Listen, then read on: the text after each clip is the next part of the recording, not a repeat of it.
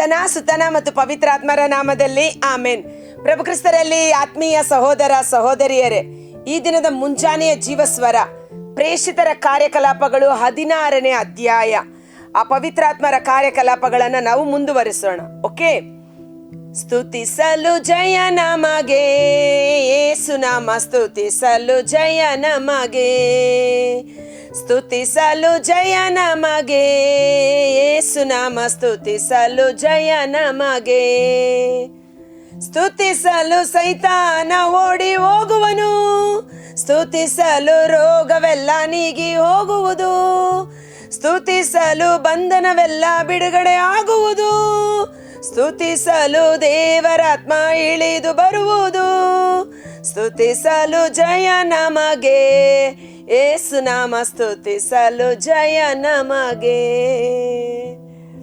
ಹೌದು ಪ್ರಿಯ ಸಹೋದರ ಸಹೋದರಿ, ನಿನ್ನೆಯ ಅಧ್ಯಾಯದ ಮುಂದುವರೆದ ಭಾಗವನ್ನು ನಾವು ಈ ದಿನ ನೋಡ್ತಾ ಇದ್ದೇವೆ.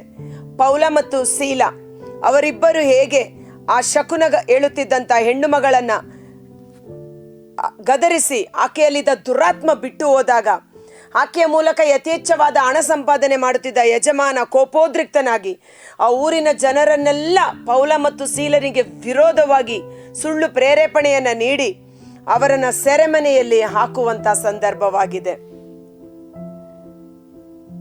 ಜನರ ಗುಂಪು ಅವರೊಡನೆ ಸೇರಿ ದೊಂಬಿ ಮಾಡಿತು. 22ನೇ ವಚನ, ಪ್ರೇಸ್ತರ ಕಾರ್ಯಕಲಾಪಗಳು 16 ವಚನ 22ರಿಂದ.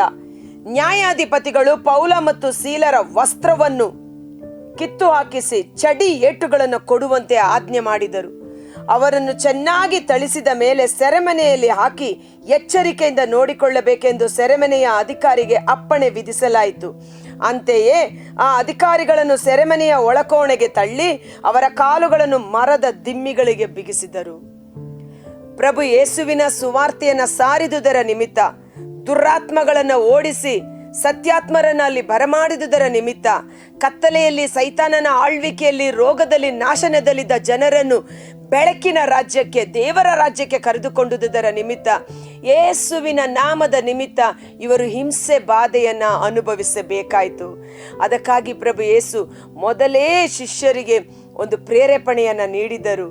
ಕಾಲವೊಂದು ಬರುವುದು, ನಿಮ್ಮನ್ನ ನನ್ನ ನಾಮದ ನಿಮಿತ್ತ ಹಿಂಸಿಸುವರು, ದ್ವೇಷಿಸುವರು, ಇಲ್ಲ ಸಲ್ಲದನ್ನ ನಿಮ್ಮ ಮೇಲೆ ಹೊರಿಸುವರು. ಆಗ ನಾವು ಏನು ಮಾಡಬೇಕು? ಆಗ ನೀವು ಸಂತೋಷ ಪಡಿರಿ. ನಿಮಗಿಂತ ಮೊದಲಿದ್ದ ಪ್ರವಾದಿಗಳನ್ನು ಸಹ ಹೀಗೆಯೇ ಈ ಜನರು ಕೊಂದು ಹಾಕಿದರು. ಆದ ಕಾರಣ ನೀವು ಯೇಸುವಿನ ನಾಮದ ನಿಮಿತ್ತ, ದೇವರ ರಾಜ್ಯದ ನಿಮಿತ್ತ ಹಿಂಸೆ, ಸಂಕಟ, ನೋವುಗಳನ್ನು ಅನುಭವಿಸುವಾಗ ಸಂತೋಷಿಸಿ, ಸ್ವರ್ಗದಲ್ಲಿ ನಿಮಗೆ ಸಿಗುವ ಪ್ರತಿಫಲ ಹಿರಿದು, ಅಂದರೆ ದೇವರಿಂದ ನಿಮಗೆ ಸಿಗುವಂತ ಬಹುಮಾನ ಅಮೋಘವಾದುದು, ಶ್ರೇಷ್ಠವಾದುದು ಎಂಬುದಾಗಿ. ಇಲ್ಲಿ ಪೌಲ ಮತ್ತು ಸೀಲರ ವಸ್ತ್ರಗಳನ್ನು ಕಳಚಿ ಅವರಿಗೆ ಚಾಟಿ ಏಟುಗಳಿಂದ ಕ್ರೂರವಾದ ಸಿಪಾಯಿಗಳು ಅವರ ಶರೀರವೆಲ್ಲ ಥಳಿಸಿ ಸೆರೆಮನೆಗೆ ಹಾಕುವಾಗಲೂ ಸಹ ಅವರು ಎಲ್ಲಿಯಾದರೂ ತಪ್ಪಿಸಿಕೊಂಡು ಹೋದಾರೋ. ಕಾರಣ ಪೇತ್ರ ಸೆರೆಮನೆಯಲ್ಲಿದ್ದಾಗ ದೇವದೂತನು ಇಳಿದು ಬಂದು ಆತನನ್ನು ಬಿಡುಗಡೆ ಮಾಡಿದನು. ಪೇತ್ರ ಹೇಗೆ ಬಿಡುಗಡೆಯಾದ ಎಂಬುದು ಗೊತ್ತಾಗದೆ ಸೆರೆಮನೆಯ ಅಧಿಕಾರಿಗಳನ್ನೇ ಶಿರಚ್ಛೇದನ ಮಾಡಿದ ಆ ಒಂದು ಅಧಿಕಾರಿ.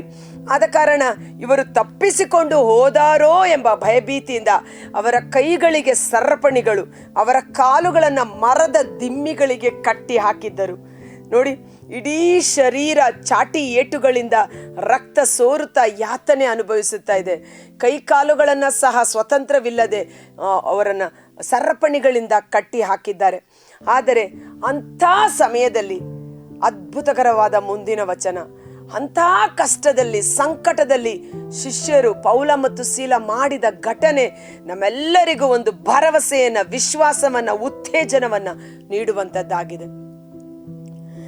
ಕಷ್ಟದ ಸಮಯದಲ್ಲಿ, ಸಂಕಟದ ಸಮಯದಲ್ಲಿ ಅವರು ದೇವರನ್ನ ಆರಾಧಿಸಿ ಸ್ತುತಿಸಲು ಪ್ರಾರಂಭ ಮಾಡಿದರು. ಭಯಪಡಬೇಡಿ. ಇವತ್ತು ನೀವು ನಿಮ್ಮ ಶರೀರವಿಡೀ ಚಾಟಿಗಳಿಂದ ಥಳಿಸಲ್ಪಟ್ಟ ರೀತಿಯಲ್ಲಿ ರೋಗ ಬಾಧೆಗಳಿಂದ ನರಳುತ್ತಿರಬಹುದು. ಕೈಕಾಲುಗಳನ್ನು ಸರಪಣಿಗಳಿಂದ ಕಟ್ಟಿ ಹಾಕಲ್ಪಟ್ಟ ರೀತಿಯಲ್ಲಿ ಅನೇಕ ಪೈಶಾಚಿಕ ಕಟ್ಟುಗಳು, ಬಂಧನಗಳು, ಸಾಲದ ಸಮಸ್ಯೆಗಳು ನಿಮ್ಮನ್ನು ಕಟ್ಟಿ ಹಾಕಿರಬಹುದು.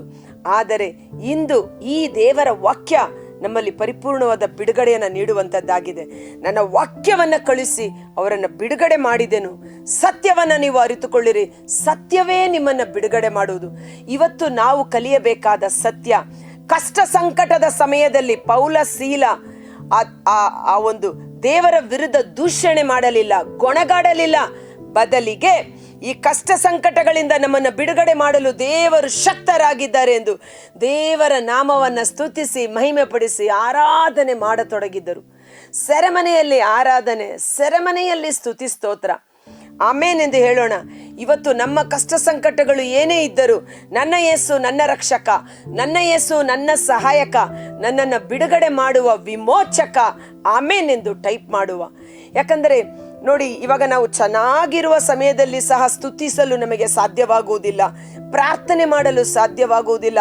ಏನೋ ಬಾಯಿ ಕಟ್ಟಿದ ಹಾಗೆ ಶರೀರ ಮಂದ ಅಥವಾ ಸೋಂಬೇರಿತನ, ನಿದ್ರೆಯ ಒಂದು ಅತಿಯಾದ ನಿದ್ರೆ, ಇವು ನಮ್ಮ ಶರೀರವನ್ನು ಬಂಧಿಸಿರಬಹುದು. ಆದರೆ ಅಂಥ ಸಮಯದಲ್ಲಿ ನಾವು ಮಾಡಬೇಕಾದುದೇನು? ನಾವು ಸರ್ವೇಶ್ವರನನ್ನ, ಪ್ರಭು ಯೇಸುವಿನ ನಾಮವನ್ನು ಸ್ತುತಿಸುವಾಗ ಸ್ತುತಿಯ ಆತ್ಮರು ಕಾರ್ಯ ಮಾಡಲು ಶಕ್ತರಾಗಿದ್ದಾರೆ.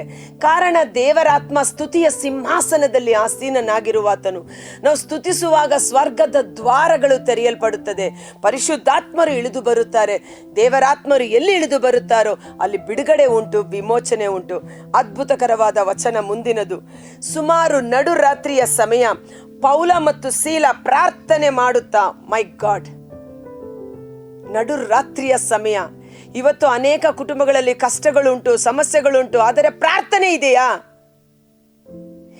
ರೋಗ ಬಾಧೆಗಳುಂಟು, ಸಾಲ ಬಾಧೆಗಳುಂಟು, ಆದರೆ ನಾವು ದೇವರ ಬಳಿ ಹೋಗಿ ಧ್ಯಾನ ಕೂಟಗಳಲ್ಲಿ, ಪ್ರಾರ್ಥನಾ ಕೂಟಗಳಲ್ಲಿ ಭಾಗವಹಿಸಿ ಬಿಡುಗಡೆಯನ್ನು ಹೊಂದಿಕೊಳ್ಳಲು ಸಿದ್ಧರಾಗಿದ್ದೇವಾ? ಇವತ್ತು ಆ ಕಷ್ಟ ಸಂಕಟಗಳು ನಮ್ಮನ್ನು ಅದುಮಿ ಹಾಕದಂತೆ ದೇವರಿಂದ ಬಿಡುಗಡೆಯನ್ನು ಹೊಂದಿಕೊಳ್ಳಲು ನಾವು ಮುಂದಾಗಬೇಕು. ಸೈತಾನನ ಕುತಂತ್ರಗಳನ್ನು ನೀವು ಅರಿಯದವರೇನಲ್ಲ. ನನ್ನ ಬಳಿಗೆ ಬನ್ನಿರಿ, ನಾನು ನಿಮಗೆ ಬಿಡುಗಡೆಯನ್ನು ನೀಡುತ್ತೇನೆ ಎಂದು ಪ್ರಭು ಯೇಸು ಪ್ರತಿಯೊಬ್ಬರನ್ನ ಕೈಚಾಚಿ ಕರೆಯುತ್ತಿದ್ದಾರೆ. ಸೊ ಆ ರಾತ್ರಿಯ ಸಮಯದಲ್ಲಿ ಪೌಲ ಮತ್ತು ಸೀಲ ನಿದ್ರಿಸಲಿಲ್ಲ. ನೋವಿನಿಂದ ನರಳಾಡುತ್ತಿದ್ದರೂ ಸಹ ದೇವರಿಗೆ ಪ್ರಾರ್ಥನೆ ಮಾಡುತ್ತಾ ಸ್ತುತಿಗೀತೆಗಳನ್ನ ಹಾಡುತ್ತಾ ಇದ್ದರು. Price the lord. ಇತರ ಕೈದಿಗಳೆಲ್ಲರೂ ಆಲಿಸುತ್ತಿದ್ದರು. ಇದು ಅದ್ಭುತಕರವಾದ ವಚನ. ಇಲ್ಲಿ ಪೌಲ ಮತ್ತು ಸೀಲ ಇಬ್ಬರು ಮಾತ್ರ ದೇವರನ್ನ ಸ್ತುತಿ ಮಾಡ್ತಾ ಇದ್ದರು. ಆದರೆ ದೇವರ ವಾಕ್ಯ ಹೇಳುತ್ತೆ, ಅವರು ಮಾಡುತ್ತಿದ್ದ ಸ್ತುತಿಯನ್ನು ಅಲ್ಲಿದ್ದ ಎಲ್ಲಾ ಕೈದಿಗಳು ಆಲಿಸುತ್ತಿದ್ದರು. ಇವತ್ತು ನೀವು ನಿಮ್ಮ ಮನೆಗಳಲ್ಲಿ ಮುಂಜಾನೆ ಎದ್ದು ಪ್ರಥಮ ಸ್ಥಾನ, ಪ್ರಥಮ ಸಮಯವನ್ನ ದೇವರಿಗೆ ಕೊಟ್ಟು ದೇವರನ್ನ ಸ್ತುತಿಸಿ ಮಹಿಮೆ ಪಡಿಸಿ ಆರಾಧಿಸುವಾಗ ಆ ಸ್ತುತಿ ಅಲೆ ಅಲೆಯಾಗಿ ಅದು ಹೋಗುವ ಸ್ಥಳದಲ್ಲೆಲ್ಲ ಬಿಡುಗಡೆಯನ್ನು ಉಂಟು ಮಾಡುತ್ತದೆ. Price the lord. ಆಮೇನ್ ಎಂದು ಹಾಕುವ. ಹೇಗೆ ಪೌಲ ಮತ್ತು ಸೀಲ ಸ್ತುತಿಸುವಾಗ ಅದು ಅಲೆ ಅಲೆಯಾಗಿ ಆ ಸೆರೆಮನೆಯಲ್ಲಿದ್ದ ಎಲ್ಲಾ ಕೈದಿಗಳು ಕೇಳಿಸಿಕೊಳ್ಳುವಂತೆ ಅವರು ಅತ್ಯಾಸಕ್ತಿಯಿಂದ ಕೇಳಿಸಿಕೊಳ್ಳುತ್ತಿದ್ದರು. ಸ್ತುತಿ ಮಾಡುವವರಿಗೂ ಕೇಳುವವರಿಗೂ ಬಿಡುಗಡೆಯನ್ನು ಉಂಟು ಮಾಡಿದ ದೇವರಾತ್ಮನ ಶಕ್ತಿ, ಪವಿತ್ರಾತ್ಮನ ಕಾರ್ಯಕಲಾಪಗಳು, ಕಣ್ಣಿಗೆ ಕಾಣದ ರೀತಿಯಲ್ಲಿ ಪರಿಶುದ್ಧಾತ್ಮರು ನಮ್ಮಲ್ಲಿ ಕಾರ್ಯ ಮಾಡುವವರಾಗಿದ್ದಾರೆ. ಅದಕ್ಕಾಗಿ ಪ್ರಭು ಯೇಸು ಜನರಿಗೆ ನುಡಿದರು, ನೀವು ಅರಿಯದ ಒಬ್ಬರು ನಿಮ್ಮ ನಡುವೆ ಇದ್ದಾರೆ. ಅದು ಸ್ನಾನಿಕ ಯೋಹಾನ ಹೇಳುದು. ರಕ್ಷಕ ಬರ್ತಾನೆ ಅಂತ ನೀವು ಕಾಯ್ತಾ ಇದ್ದೀರಾ, ಆದರೆ ನೀವು ಅರಿಯದ ಒಬ್ಬರು ಈಗಾಗಲೇ ನಿಮ್ಮ ಮಧ್ಯೆ ಇದ್ದಾರೆ. ನಾವು ಸ್ತುತಿಸುವಾಗ ಪವಿತ್ರಾತ್ಮರಲ್ಲಿ ಇಳಿದು ಬರುತ್ತಾರೆ. ಅಕ್ಕ, ನಮಗೆ ಅದರ ಅನುಭವ ಆಗಲ್ಲ, ಅನುಭವ ಆಗೋದು ಬೇಡ. ದೇವರ ಪ್ರಸನ್ನತೆಯ ಅನುಭವ ನಿಮಗೆ ಆಗಲಿ ಆಗದೆ ಹೋಗಲಿ, ವಾಕ್ಯವನ್ನ ವಿಶ್ವಾಸ ಮಾಡಿ ನಾವು ಸ್ತುತಿಸುವಾಗ ದೇವರಾತ್ಮರು ಇಳಿದು ಬರುತ್ತಾರೆ, ಅಲ್ಲಿ ಬಿಡುಗಡೆ ಉಂಟಾಗುತ್ತದೆ. ಪ್ರಸನ್ನತೆ ಕೆಲವೊಮ್ಮೆ ನೀವು ಅನುಭವಿಸಬಹುದು, ಕೆಲವೊಮ್ಮೆ ನೀವು ಅನುಭವಿಸದೇ ಇರಬಹುದು. ಆದರೆ ವಾಕ್ಯದಲ್ಲಿ ವಿಶ್ವಾಸವಿಡುವವನು ಆ ವಾಕ್ಯ ತಾನಾಗಿ ಕಾರ್ಯ ಮಾಡುತ್ತದೆ. Price the lord. Hallelujah. So ಇದ್ದಕ್ಕಿದ್ದಂತೆ ಭೀಕರ ಭೂಕಂಪ ಉಂಟಾಯಿತು. ಸೆರೆಮನೆಯ ಅಸ್ಥಿವಾರವೇ ಕದಲಿತು. ಆ ಕ್ಷಣವೇ ಕದಗಳೆಲ್ಲ ತೆರೆದವು, ಕೈದಿಗಳೆಲ್ಲರ ಬಂಧನಗಳು ಕಳಚಿ ಬಿದ್ದವು. Praise the lord. ಕದಗಳೆಲ್ಲ ತೆರೆದವು, ಕೈದಿಗಳೆಲ್ಲರ. Oh my god. ಇವತ್ತು ನಿನ್ನ ಮನೆಯಲ್ಲಿ ನಿನ್ನ ಗಂಡ ದುರಾತ್ಮ ಪೀಡಿತನಾಗಿದ್ದಾರಾ? ಮಕ್ಕಳು ದುರಾತ್ಮ ಪೀಡಿತರಾಗಿದ್ದಾರಾ? ನಾವು ಮಾಡಬೇಕಾದ ಕೆಲಸ ಏನು? ನಾವು ಮುಂಜಾನೆ ಎದ್ದು ಸ್ತುತಿಸುವಾಗ ಆ ಸ್ತುತಿ ಅಲೆ ಅಲೆಯಾಗಿ ಯಾರ ಕಿವಿಗೆ ಬೀಳುತ್ತದೋ, ಯಾರ ಶರೀರದ ಮೇಲೆ ಆ ಸ್ತುತಿಯ ಶಬ್ದ ಬೀಳುತ್ತದೋ ಅವರಲ್ಲಿರುವ ಬಂಧನಗಳು ಕಳಚಿ ಬೀಳುತ್ತದೆ, ಹೆಬ್ಬಾಗಿಲುಗಳು ತೆರೆಯಲ್ಪಡುತ್ತದೆ. ಅವರೆಲ್ಲರೂ ಸ್ವತಂತ್ರರಾದರು. ಅದ್ಭುತಕರವಾದ ಅನುಭವ. ಇಂದು ಈ ಪ್ರೇಷಿತರ ಕಾರ್ಯಕಲಾಪಗಳು, ಪವಿತ್ರಾತ್ಮರ ಕಾರ್ಯಕಲಾಪಗಳ ಅಧ್ಯಯನದಲ್ಲಿ ನಾವು ಕಲಿಯುವಂತ ವಿಷಯ, ನಾವು ಸ್ತುತಿಸುವಾಗ ಬಿಡುಗಡೆ ನಮಗೆ ಮಾತ್ರವಲ್ಲ, ಅದನ್ನ ಕೇಳುವ ಅವರಿಗಿಷ್ಟ ಇದೆಯೋ ಇಷ್ಟ ಇಲ್ವೋ, ಆ ಸ್ತುತಿ ಅಲೆಯಾಗಿ ಅವರ ಕಿವಿಗಳಲ್ಲಿ ಬೀಳುವಾಗ ಆ ವ್ಯಕ್ತಿಗಳಲ್ಲಿಯೂ ಸಹ ಬಿಡುಗಡೆಯನ್ನ ತಂದುಕೊಡುವಂತ ಅದ್ಭುತಕರವಾದ ಅಭಿಷೇಕದ ಶಕ್ತಿ ಸ್ತುತಿಯ ಶಕ್ತಿ. ಆದ ಕಾರಣ ದಾವೀದರಸ ಹೇಳ್ತಾನೆ, ಆತನ ಸ್ತುತಿ ಇರುವುದು ಸದಾ ನನ್ನ ಬಾಯಿಯಲ್ಲಿ ಎಂಬುದಾಗಿ. ನೋಡಿ, ಅವರ ಕೈಕಾಲುಗಳಿಗೆ ಕಟ್ಟಿದ್ದ ಸರಪಣಿಗಳು ಮುರಿದು ಬಿದ್ದವು, ಬಾಗಿಲುಗಳು ತಾನಾಗಿ ತೆರೆಯಲ್ಪಟ್ಟವು. ಅವರೆಲ್ಲರೂ ಸ್ವತಂತ್ರರಾದರು. ಮನುಷ್ಯನಿಂದ ಇದು ಅಸಾಧ್ಯ, ಆದರೆ ಸ್ತುತಿಯ ಶಕ್ತಿಯಿಂದ ಎಲ್ಲವೂ ಸಾಧ್ಯ.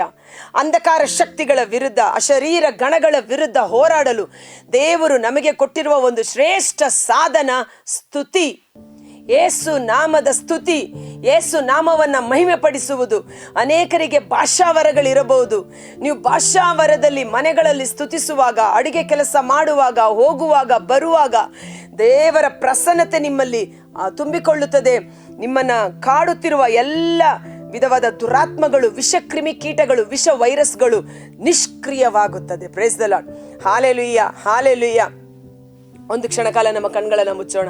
ಕರ್ತರಾದ ಯೇಸುವೇ, ಮುಂಜಾನೆ ಜೀವಸ್ವರವನ್ನು ಆಲಿಸುತ್ತಿರುವ ಪ್ರತಿಯೊಬ್ಬ ಸಹೋದರ ಸಹೋದರವರ ಕುಟುಂಬಗಳು ನಿಮ್ಮ ಕರಗಳಿಗೆ ಸಮರ್ಪಿಸುತ್ತೇನೆ. ಪೌಲ ಮತ್ತು ಸೀಲ ಸ್ತುತಿಸಿದಾಗ ಅವರ ಬಂಧನಗಳು ಬಿಡುಗಡೆಯಾದದ್ದು ಮಾತ್ರವಲ್ಲ, ಎಲ್ಲಾ ಕೈದಿಗಳ ಆ ಸ್ತುತಿಯನ್ನು ಕೇಳಿಸಿಕೊಳ್ಳುತ್ತಿದ್ದ ಎಲ್ಲಾ ಕೈದಿಗಳ ಬಂಧನಗಳು ಬಿಡುಗಡೆಯಾಗಿ ಅವರು ಸ್ವತಂತ್ರರಾದ ರೀತಿಯಲ್ಲಿ ಆ ಸ್ತುತಿಯ ಶಕ್ತಿ, ಸ್ತುತಿಯ ಅಭಿಷೇಕ, ಸ್ತುತಿಯ ಮಹತ್ವ ನಮ್ಮಲ್ಲಿ ಕಾರ್ಯ ಮಾಡುವಂತೆ ನಮ್ಮ ಕಟ್ಟಲ್ಪಟ್ಟಿರುವ ತುಟಿ ನಾಲಿಗೆಗಳು ತೆರೆಯಲ್ಪಡಲಿ ಸ್ವಾಮಿ. ಆ ಕಟ್ಟಲ್ಪಟ್ಟಿದ್ದ ಕತ್ತೆಯನ್ನ ಬಿಚ್ಚಿ ಅದು ದೇವರ ನಾಮದ ಮಹಿಮೆಗಾಗಿ ಉಪಯೋಗಿಸಲ್ಪಟ್ಟ ರೀತಿಯಲ್ಲಿ ಎಫಾಥ ಅನುಭವ ಈ ಸಮಯದಲ್ಲಿ ಉಂಟಾಗಲಿ. ದೇವರನ್ನ ಸ್ತುತಿಸದಂತೆ, ಭಾಷಾವರದಲ್ಲಿ ಸ್ತುತಿಸದಂತೆ ಇವರ ನಾಲಿಗೆಯನ್ನ, ಮನಸ್ಸನ್ನ ಕಟ್ಟಿ ಹಾಕಿರುವ ಎಲ್ಲಾ ವಿಧವಾದ ದುಷ್ಟ ಆಲೋಚನೆಗಳು, ದುರಾತ್ಮನ ಶಕ್ತಿಗಳು ಯೇಸುವಿನ ನಾಮದಲ್ಲಿ ನಿಷ್ಕ್ರಿಯವಾಗಲಿ.